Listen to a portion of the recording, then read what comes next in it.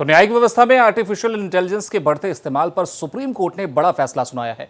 Court ने NCLT और NCLAT की ओर से दिए गए आदेशों को रद्द कर दिया है। कोर्ट ने मामले पर दोबारा विचार करने को कहा है। सुप्रीम कोर्ट ने आर्टिफिशियल इंटेलिजेंस से तैयार किए गए फर्जी फैसलों को लेकर चिंता जताई है। कोर्ट ने एनसीएलटी और एनसीएलए के आदेशों को रद्द करते हुए कहा कि अदालतों में एआई का इस्तेमाल सिर्फ सहायक के रूप में हो सकता है, लेकिन न्यायिक निर्णय लेने की पूरी जिम्मेदारी इंसानों की ही रहेगी। सुप्रीम कोर्ट ने अपने फैसले में स्पष्ट किया कि न्यायिक प्रक्रिया के हर चरण पर मानव नियंत्रण पूर्ण और निरपेक्ष होना चाहिए। जस्टिस पीएस नरसिम्हा और जस्टिस आलोक आराधे की पीठ ने एसएल इंफ्रा प्रोजेक्ट्स के दिवालियापन मामले में और एनसीएलएटी के आदेश को रद्द कर दिया है। सुप्रीम कोर्ट ने एआई को लेकर एक बार फिर चिंता जाहिर की है।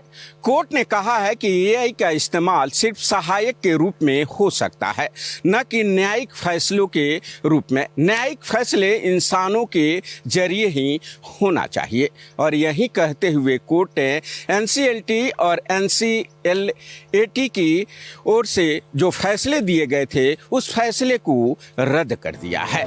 सुप्रीम कोर्ट ने पाया कि एनसीएलटी ने अपने फैसलों में एआई द्वारा तैयार किए ऐसे न्यायिक उदाहरणों का सहारा लिया जो वास्तव में अस्तित्व में ही नहीं थे।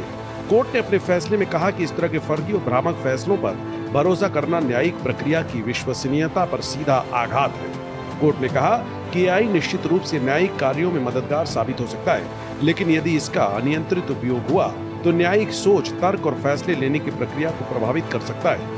अदालत ने चेतावनी दी कि एआई अब सिर्फ सहायता करने वाला उपकरण नहीं रह गया है, बल्कि कई मामलों में इंसानी सोच का विकल्प बनाने की क्षमता रखता है। इसलिए न्यायपालिका और कानूनी पेशे से जुड़े लोगों को इसके इस्तेमाल पर विशेष सावधानी बरतनी होगी। अदालत ने स्पष्ट किया कि उसका उद्देश्य एआई का विरोध करना नहीं है, बल्कि ये सुनिश्चित करना है कि न्यायिक फैसले सिर्फ सत्यापित और वास्तविक कानूनी सामग्री के आधार पर ही दिए जाएं।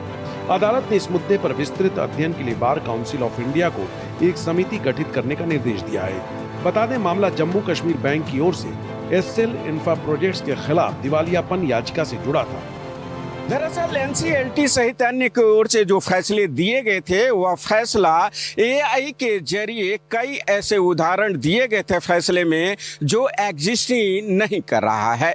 और यही बातें सुप्रीम कोर्ट में सुनवाई के दौरान उठाई गई थी और कहा गया था कि फर्जी तरीके से यह फैसला दिया गया है, जिस पर सुनवाई के बाद सुप्रीम कोर्ट ने यह आदेश दिया है। साथ ही कोर्ट ने याचिका को पुनः वापस भेजते हुए इस मामले में नए सिरे से विचार करने को कहा है। भारत एक्सप्रेस के लिए कैमरा पर्सन धर्मेंद्र गौतम के साथ गोपाल कृष्ण।